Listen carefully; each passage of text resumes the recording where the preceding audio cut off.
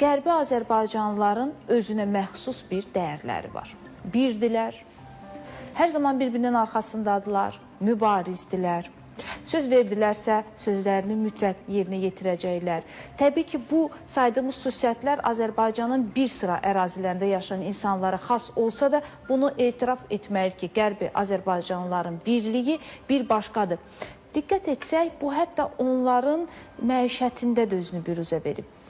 Məşhur Ağbaba yallısı, bəli, Qərbi Azərbaycanlılara xas olan bu yallı da elə o birliyin, o bir-birinin arxasında durmağın bir rəmzidir mənə görə.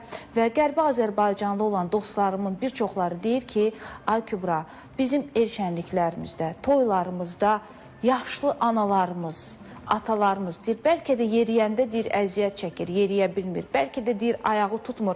Amma bu Ağbaba yallısı səsləndisə, bunların qolu, qanadı həqiqətən də açır və hər biri bir-birinin yanında olmaq şərti ilə bu möhtəşəm rəqsi ifa edirlər.